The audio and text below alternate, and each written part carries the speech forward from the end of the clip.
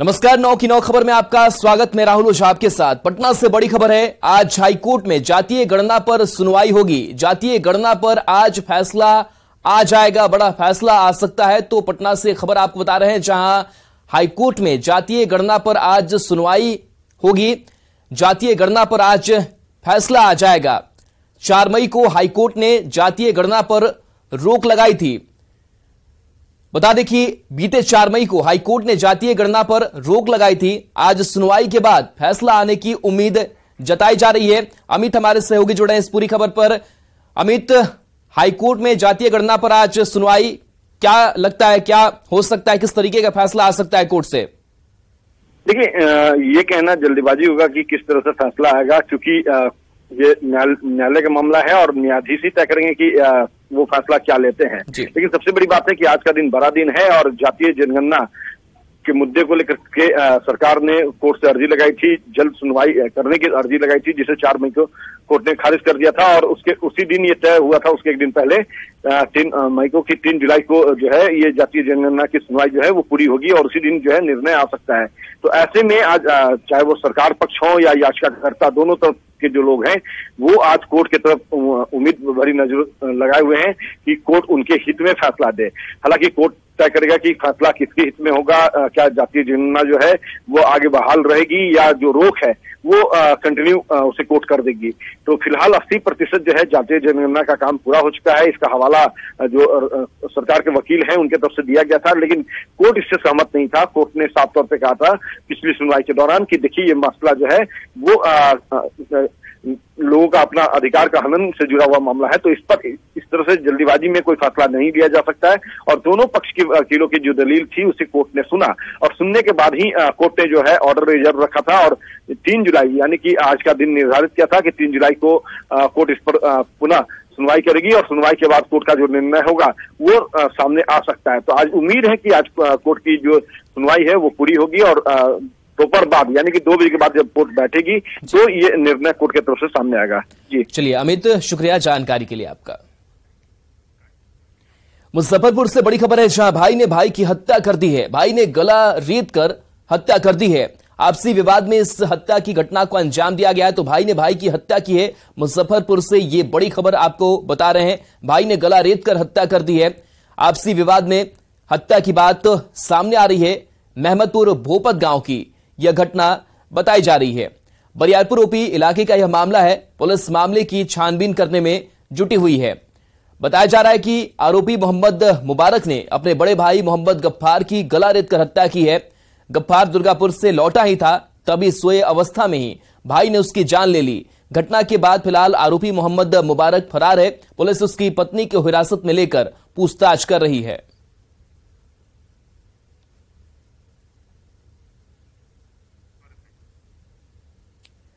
तो आपसी विवाद में हत्या की गई है। महमदपुर भोपत गांव की यह घटना बताई जा रही है, जहां पर भाई ने भाई की हत्या कर दी है। यह तस्वीर आपको दिखा रहे हैं। मुजफ्फरपुर से बड़ी खबर, परिवार में कोहराम मचा हुआ है, चीख पुकार मची हुई है। इस हत्या के बाद से पुलिस पूरे मामले की तफ्तीश करने में जुटी हुई है। तो भाई ने गला रेत कर भाई की हत्या कर दी है। आपसी विवाद में इस घटना को अंजाम दिया गया है, जिसके बाद से घर में चीख पुकार मची है। पुलिस अनुसंधान में जुटी हुई है। बड़ी खबर हाजीपुर से, जहां रेल पुलिस ने बड़ी कार्रवाई करते हुए हथियार तस्करी के बड़े रैकेट का खुलासा करते हुए भारी मात्रा में हथियार के साथ एक व्यक्ति को गिरफ्तार किया है। बताया जा रहा है कि रेल पुलिस ने हाजीपुर रेलवे स्टेशन के प्लेटफॉर्म नंबर 2 से एक बैग में रखे लगभग 21 हथियार बरामद किए हैं। एक हथियार तस्कर को भी गिरफ्तार किया गया है। सबसे खास बात यह पता चला है कि हथियार का यह जखीरा गोरखपुर से लाया गया था, लेकिन इस बारे में रेल पुलिस फिलहाल कोई जानकारी नहीं दे रही है। हाजीपुर स्टेशन से इस खबर पर और अधिक जानकारी दे रहे हैं संवाददाता प्रफुल्ल कुमार। हाजीपुर जीआरपी ने एक बड़ी कार्रवाई करते हुए एक अपराध हथियार तस्करों को गिरफ्तार किया है और जानकारी ये मिली है कि एक बैग जो है वो हथियार बरामद किया गया और 2 लोगों को हिरासत में लेकर पूछताछ कर रही है। मैं आपको दिखा दूंगा, अभी मैं जीआरपी, ये हाजीपुर स्टेशन पर जीआरपी थाना है और यहाँ पे आप तस्वीरें देख सकते हैं किस तरह से हलचल जो है बढ़ी हुई है। और बताया जा रहा है कि वो प्लेटफॉर्म नंबर 2 जो है वहीं से पुलिस ने सूचना के आधार पर 2 लोगों को हिरासत में लिया है, जिनके पास बड़ा सा बैग था और बैग में हथियारों का जखीरा जो है वो बरामद किया गया है। हालांकि अभी जो पुलिस पदाधिकारी यहाँ पे जो रेल डीएसपी पहुंचे हैं यहाँ पे, उन्होंने कुछ भी स्पष्ट तौर पे बताने से इनकार कर दिया और कहा यह जा रहा है कि कल जो रेल एसपी है मुजफ्फरपुर, वो इस पूरे मामले की पीसी करेंगे और कई जगहों पे और जो है वो छापेमारी की जा रही है। तो इसलिए पुलिस प्रशासन जो है, पुलिस जीआरपी जो पुलिस है, रेल पुलिस जो है, वो कुछ बताने से भी इनकार कर रही है। लेकिन इतना स्पष्ट है कि हथियारों का एक जखीरा जो है वो हाजीपुर रेलवे स्टेशन पे बरामद हुआ है और साथ ही 2 लोगों को डिटेन किया गया है, जिनसे पूछताछ की जा रही है। और रेल पुलिस जो तमाम मामलों की छानबीन में जुट गई कि आखिर ये हथियार तस्कर कहाँ के हैं और ये हथियारों का जखीरा जो कहाँ जा रहा था, कहां से आ रहा था, ये इन तमाम चीजों की छानबीन जो है वो जीआरपी पुलिस जो है और रेल पुलिस करने में जुट गई है। और इस मामले को लेकर जो है कल रेल जो एसपी हैं मुजफ्फरपुर, वो कल तफ्तीश से इस मामले की जानकारी देंगे और प्रेस कॉन्फ्रेंस करेंगे। खबर मुजफ्फरपुर से, जहां एसकेएमसीएच में 2 जुड़वा बच्चे की मौत हो गई है। घर वालों ने स्वास्थ्य व्यवस्था पर सवाल खड़ा करते हुए डॉक्टरों पर लापरवाही का आरोप लगाया है। परिवार वालों का आरोप है कि डॉक्टर और नर्स की लापरवाही के कारण दोनों बच्चों की मौत हुई है। बताया जा रहा है कि दरभंगा जिले के जाले के रहने वाले मनोज शाह की पत्नी ने बीते दिनों जुड़वा बच्चे को जन्म दिया था। जन्म के 1 सप्ताह बाद ही बच्चे जॉन्डिस से पीड़ित हो गए। दोनों को इलाज के लिए एसकेएमसीएच में पीआईसीयू में भर्ती कराया गया, लेकिन वहां इलाज के दौरान दोनों बच्चे की मौत हो गई।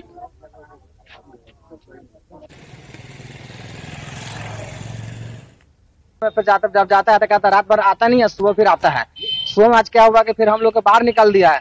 वो क्या लाइट कटा है ना कटा, क्या हुआ, वेंटिलेटर दोनों बंद कर दिया। 2 बच्चा था मेरे बगल में था, वो तो वो बच्चा 2 बगल में था, तो वो क्या वेंटिलेटर बंद कर दिया था। जब मैं ऊपर से फिर आया, मैं जगह वेंटिलेटर बंद था, वो डॉक्टर साहब बैठा हुआ था, डॉक्टर साहब वेंटिलेटर बंद है। तो फिर उठ के गया, तब चालू किया। इतना मस्ती से काम करता है, इतना लापरवाही से काम करता है, हद से ज्यादा कोई किसी का हिसाब नहीं है। छोड़ दिया, कहरना स्टार्ट 3 गो 4 गो अथी थी मेज, वो बैठी हुई थी। हम बोले कि देखिए उसको, वो नहीं देख रही थी। और दूसरा को हम अपना दूध पिला कर चले आए, दूसरा भी ठीक था। डांट के हमको भगा दिया। और उसके 1 घंटा के बाद हम जाते हैं तो बउआ खूब मारते हैं ऐसे करके, तो एकदम देह हाथ टाँट कैले और लोग बैठ के आराम से खूब बतिया रहा है, फोन से खूब अच्छा से बतिया रहा है। हम रोते हुए बाहर निकले, इनको फोन किए कि चल आइए, से बउआ डेट कर गया। हम जान गए कि डेट कर गया। और देखिए, इस बीच दिल्ली से बड़ी खबर बता रहे हैं। विपक्षी दलों की बैठक टल गई है। बैठक बेंगलुरु में होने वाली थी, लेकिन दिल्ली से ये बड़ी खबर विपक्षी दलों की बैठक को लेकर के कि बैठक जो है वो टल चुकी है। बैठक बेंगलुरु में ये होने वाली थी 13 और 14 जुलाई को बैठक की तारीख निर्धारित की गई थी, लेकिन अब बैठक टल चुकी है। बैठक संसद सत्र के बाद होगी, ये अब खबर निकल करके सामने आ रही है। तो विपक्षी एकजुटता को लेकर के पटना के बाद से तय यह किया गया था कि बेंगलुरु में बैठक होगी। 13 और 14 जुलाई तारीख निर्धारित की गई थी, लेकिन अब खबर यह सामने आ रही है कि विपक्षी दलों की यह बैठक जो है वो टल चुकी है। कहा यह जा रहा है कि अब बैठक संसद सत्र के बाद होगी, लेकिन जाहिर सी बात है जिस तरीके से बीजेपी लगातार इस पर नजर गड़ाई हुई, एक बार फिर से सियासत प्रतिक्रियाएं देखने को मिलेगी, क्योंकि लगातार बीजेपी की तरफ से इस बात को कहा जा रहा है कि विपक्षी एकता जो है वो टूटती हुई नजर आ रही है। और जिस तरीके से महाराष्ट्र का जो सियासी समीकरण आया, उसके बाद भी लगातार सत्ता पक्ष हमलावर है। लेकिन इस बीच एक और बड़ी खबर विपक्षी दलों की बैठक को लेकर के कि विपक्षी दलों की बैठक जो है वो टल चुकी है। बैठक बेंगलुरु में ये होने वाली थी, 13 और 14 जुलाई को बैठक ये होने वाली थी। अब खबर यह सामने आ रही कि बैठक संसद सत्र के बाद की जाएगी। तो विपक्षी एकता की बैठक को लेकर के यह बड़ी खबर। हालांकि इसको लेकर के लगातार कई जो बदलाव है वो देखने को मिले। इस बीच खबर यह भी आई कि शिमला में बैठक होगी, जिसके बाद से स्थान के बारे में फिर जानकारी आई कि यह बैठक बेंगलुरु में की जाएगी। लेकिन अब खबर कि 13 और 14 जुलाई को जो बैठक होने वाली थी वो बैठक अब टल चुकी है और बैठक अब संसद सत्र के बाद यह बुलाई जाएगी। हालांकि अंदर खाने से और इसको जानने की कोशिश होगी कि क्या वजह रही, आखिर क्यों नेता एकजुट नहीं हो पाए 13 और 14 जुलाई को लेकर के, जब तारीख तय हो चुकी थी, जब स्थान तय हो चुका था, जब बातचीत ये पूरी की जा चुकी थी कि सब एक साथ बैठने वाले हैं। और इस बीच दिल्ली से एक और बड़ी खबर, पीएम आवास के ऊपर ड्रोन उड़ा है। ड्रोन उड़ने की सूचना से हड़कंप मचा है। तो दिल्ली से खबर, जहां ड्रोन उड़ने की सूचना, जिसके बाद से हड़कंप, एसपीजी ने दिल्ली पुलिस को इसकी सूचना दी है। तो पीएम आवास के ऊपर ड्रोन उड़ा है और आखिर किस मकसद से इस ड्रोन को उड़ाया गया है, इसकी सूचना मिलने के बाद से तफ्तीश की जा रही है। एसपीजी ने दिल्ली पुलिस को इसकी सूचना दे दी है। मौके पर दिल्ली पुलिस के अधिकारी पहुंचे हुए हैं। सुबह तकरीबन 5 बजे का वक्त बताया जा रहा है जब ड्रोन को देखा गया है। अभी तक ड्रोन पकड़ में नहीं आया है कि आखिर किस तरीके की तस्वीर इस ड्रोन के जरिए, कौन सी जानकारी इकट्ठी की जा रही थी, इस बारे में तफ्तीश की जा रही है। पीएम आवास क्षेत्र नो फ्लाइंग जोन है, यानी कि वहां पर ऐसे ड्रोन नहीं उड़ाए जा सकते हैं। तो हम बात कर रहे थे दिल्ली से आई बड़ी खबर की। सियासी दल, जो विपक्षी दल बैठक करने वाले थे बेंगलुरु में, वो बैठक कब चल चुकी है। विपक्षी दलों की बैठक चली है और दिल्ली से अनूप गुप्ता हमारे सहयोगी जुड़े हुए हैं। अनूप, तारीख तय हो गई, स्थान तय हो गया, लेकिन यह बैठक टाल दी गई है, क्या कारण सामने निकल आ रहा है? देखिए, आपको बता दूं कि 13-14 जुलाई को बेंगलोर में विपक्षी पार्टियों की बैठक होनी थी, ये तय हो गया था। कह सकते हैं कि ये नीतीश कुमार के लिए एक बड़ा झटका। जिस तरीके से कल एनसीपी में एक टूट देखने को मिली, जिस तरीके से अजीत पवार वहां के सरकार में शामिल हो चुके हैं, कहीं ना कहीं ये वजह है विपक्षी पार्टियों के लिए एक बहुत बड़ा डेंट लगा था।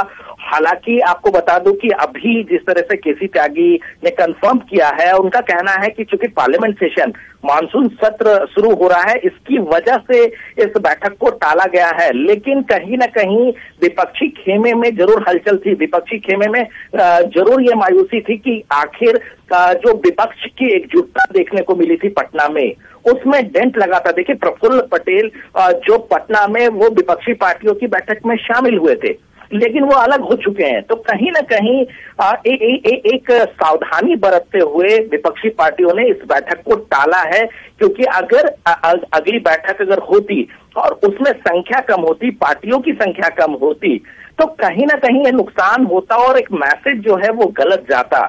इस वजह से इस बैठक को टाला गया है। कब बैठक होगी इसके बारे में फिलहाल तो यही कहा जा रहा है कि पार्लियामेंट सेशन, जो मानसून सत्र है, उसके खत्म होने के बाद बैठक की जाएगी। दूसरी तरफ जो विपक्ष के जो नेता है वो ये भी कह रहे हैं कि पार्लियामेंट को लेकर के एक विशेष रणनीति बनानी है।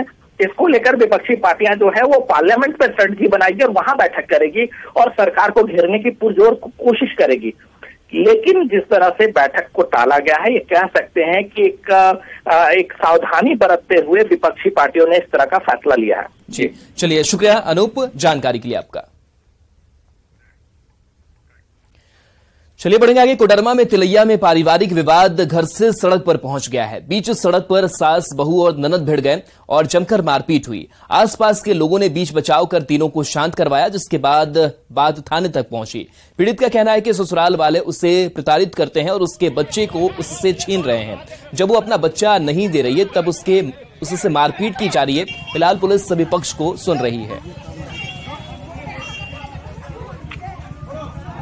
रात को जब भी पी के आते थे ना, इसके पापा हमेशा मारते थे और बहुत गंदा तरीका से मारते थे कि किसी को पता ना चले। तो वही मतलब बोले तो मम्मी पापा आए, सब लोग बोले कि चलो ले चलते हैं, और गंदा मतलब वहीं से मारे थे, घर पे ही मारे थे, बहुत मार के भेजे। बच्चा के लिए कुछ भी नहीं। फिर जब यहाँ पे आए तो बच्चों को छीनने लगे, तो हम नहीं दिए, तो फिर झोटा पकड़ के पूरा जोर जोश नभा के मारने। वैशाली में एक रेल यात्री की सावधानी से बड़ा रेल हादसा टल गया है। दरभंगा से मुंबई जा रही लोकमान्य तिलक टर्मिनल का एक पहिया करीब 10 फीट तक टूट गया। इस बात की भनक ना ट्रेन के ड्राइवर को लगी और ना ही गार्ड को। दरभंगा के राजेश दास को एक असामान्य आवाज सुनाई दी। उसने झांक कर देखा तो ट्रेन का पहिया टूटा हुआ था। ट्रेन की चेन पुलिंग कर उसने ट्रेन को रुकवाया। पहिया टूटने की जानकारी ड्राइवर और रेलकर्मियों को दी गई। सोनपुर रेल मंडल से एक्सपर्ट की टीम एक अतिरिक्त बोगी लेकर भगवानपुर पहुंची और 5 घंटे 10 मिनट की देरी से ट्रेन को रवाना किया गया। इससे यात्रियों ने राहत की सांस ली। इस तरह राजेश की सूझबूझ से एक बड़ा रेल हादसा टला। रेल जो है ना, मुजफ्फरपुर से गाड़ी चालू हुआ, ठीक ना। तो जैसे ही गाड़ी चला उधर से, तो धीरे धीरे आवाज आ रहा था। उसके बाद में थोड़ा जो स्पीड हुआ गाड़ी, तो इसका रफ्तार थोड़ा और खटखट का आवाज आने लगा। थोड़ा दूर आगे निकला, स्पीड पूरा गाड़ी पकड़ा। जो स्पीड पकड़ा जैसे लग रहा था जो पटरी जो है ना नीचे उतर गया, हमको तो डाउट हो गया। उसके बाद में जो है ना एक स्टेशन बीच में आया, उसके बाद में जो भगवानपुर से जो पीछे स्टेशन है उसके बाद में तो इतना ज्यादा घर्षण होने लगा जैसे लग रहा था बुगी अब पलटी मार देगा तब मार देगा। गाड़ी आई है यहाँ पर, आने के बाद क्या वो गाड़ी का स्टार्टर मिला है, बस गाड़ी मूव किया है कहाँ चलने के लिए, गाड़ी मूव कर गई है। तब पैसेंजर वैक्यूम कर दिया उस गाड़ी में करने के बाद एक पैसेंजर ड्राइवर के पास गया है, एक पैसेंजर हमारे पास आया, कहा चक्का टूट गया है, चक्का टूट गया, इसलिए दरबार में हम लोग देखे हैं और सारे जगह सूचना मतलब कि दे दिया है। बगाल से बड़ी खबर है, जहां गंडक नदी का जलस्तर सामान्य है। 83,000 क्यूसेक पानी का बहाव। वाल्मीकि नगर बराज से पानी छोड़ा गया तो गंडक नदी का जलस्तर सामान्य बताया जा रहा है। बगाल से खबर आपको बता रहे हैं, वाल्मीकि नगर बराज से पानी छोड़ा गया है। 83,000 क्यूसेक पानी का बहाव हुआ है। फिलहाल बाढ़ का कोई खतरा नहीं है। 24 घंटे में 15 सेंटीमीटर जलस्तर बढ़ा है। तटबंधों पर नजर लगातार रखी जा रही है। अभी बाढ़ का कोई खतरा नहीं दिखाई दे रहा है। 24 घंटे में 15 सेंटीमीटर जलस्तर बढ़ा है, लेकिन फिलहाल कोई खतरा नजर नहीं आता है। तटबंधों पर लगातार नजर रखी जा रही है। गंडक नदी का रुख लगातार बदल रहा है। गोपालगंज और बेतिया के बीच भगवानपुर गांव में नदी की धारा दक्षिण से उत्तर दिशा की तरफ बढ़ रही है, जिससे निचले इलाके में बसे लोग चिंतित हैं। लोगों का कहना है कि गंडक नदी यहां पश्चिम दिशा से पूरब दिशा की तरफ बह रही थी, लेकिन पिछले 2 साल से नदी की धारा मुड़ गई है और दक्षिण से उत्तर की तरफ बहने लगी है। इससे आबादी वाले गांव भगवानपुर और परई पट्टी पर खतरा मंडराने लगा है। भगवानपुर घाट का जायजा लिया है न्यूज 18 संवाददाता गोविंद कुमार ने। गोपालगंज में गंडक नदी का स्वरूप लगातार बदल रहा है और जिस तरह से नेपाल में बारिश हो रही है और वाल्मीकि नगर बराज से गंडक नदी में पानी का डिस्चार्ज किया जा रहा है, उससे नदी का स्वरूप लगातार बदल रहा है। चूंकि गंडक नदी पहले उस इलाके में थी जो इलाका बेतिया का माना जाता था, लेकिन अब धीरे धीरे गंडक नदी जो है वो अब उत्तर से दक्षिण दिशा की तरफ बढ़ रही है। पिछले 2 साल की अगर बात करें तो 200 मीटर से ज्यादा गंडक नदी जो है दक्षिण से उत्तर दिशा में आ चुकी है। यहाँ स्थानीय ग्रामीण भी हैं, हम उनसे ही बात करें कि नदी का स्वरूप कैसे लगातार बदल रहा है। अब नदी का स्वरूप बदल रहा है, इधर आ रहा है कुछ बहुत ही परेशान हो रहा है सारा लोग। यहाँ पहले तो मिट्टी था, खेत था। हाँ, पूरा खेत था। यहाँ लोग भी यहाँ रहते थे। यहाँ लोग रहते थे, गांव था यहाँ। कौन गांव था यहाँ पर? भगवानपुर था। अब गांव इधर चले गए है, तटबंध के उधर चला गया। क्या नाम है आपका? मैं सकलदेव प्रसाद। जिस तरह से नदी की धारा बदल रही है और नदी का रुख बदल रहा है, उससे लोग काफी चिंतित हैं, क्योंकि कभी यहाँ पर गांव हुआ करता था, अब गांव का नामो निशान मिट चुका है। गोविंद कुमार, न्यूज 18 गोपालगंज। और इस बीच पटना से बड़ी खबर है, जहां डॉक्टर और स्वास्थ्य कर्मियों की छुट्टियां रद्द कर दी गई है। स्वास्थ्य विभाग ने यह आदेश जारी किया है, तो डॉक्टरों की छुट्टियां रद्द कर दी गई है, स्वास्थ्य कर्मियों की छुट्टियां रद्द हो चुकी है और स्वास्थ्य कर्मियों को लेकर के स्वास्थ्य विभाग ने आदेश जारी किया है। बताया जा रहा है कि संभावित बाढ़ को देखते हुए यह आदेश जारी किया गया है। प्रभावित जिलों में तैनात डॉक्टर और स्वास्थ्य कर्मियों को छुट्टी नहीं मिलेगी। प्रतिनियुक्ति स्थलों पर तैनात रहने का निर्देश दिया गया है। आदेश का पालन नहीं करने वालों के खिलाफ कार्रवाई होगी। खबर वैशाली से, जहां लालगंज के अताउल्लापुर शनि मंदिर के पास उस वक्त अफरा तफरी मच गई जब 5 मंचलों ने एक कागज पर अपना मोबाइल नंबर लिखकर एक लड़की के पास फेंक दिया और उस नंबर पर फोन करने की बात कहने लगे। लड़की अचानक उठी और अपने परिजन से इसकी शिकायत कर दी। इसके बाद परिवार वालों ने लोगों की मदद से 3 मंचलों को पकड़ लिया, जबकि 2 बदमाश भाग गए। पकड़े जाने के बाद मंचलों ने कान पकड़कर माफी मांगी। बताया जा रहा है कि ये सभी युवक लालगंज नगर परिषद क्षेत्र के रहने वाले हैं।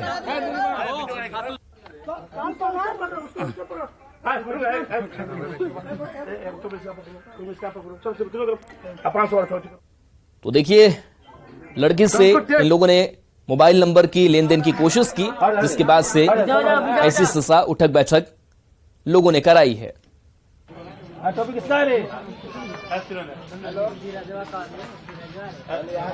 भाई रे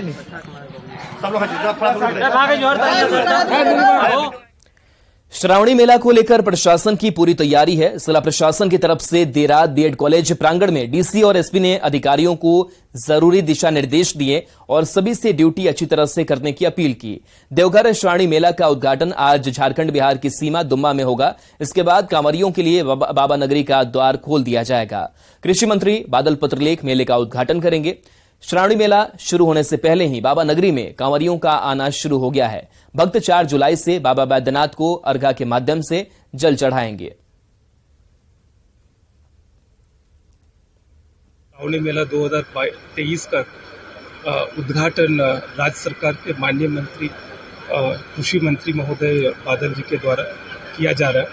और उससे पहले आज हम लोगों ने सभी ओपी के जितने भी मैजिस्ट्रेट्स और पुलिस पदाधिकारी सभी लोगों को आज ब्रीफिंग दी है। सब लोग अपनी ड्यूटी अच्छे से करें। अगर प्रत्येक यूनिट अपनी ड्यूटी अच्छे से करेगी तो हम लोग मजबूती से और सुरक्षित जलार्पण करवा पाएंगे। मैजिस्ट्रेट और पुलिस एक यूनिट के रूप में काम करेंगे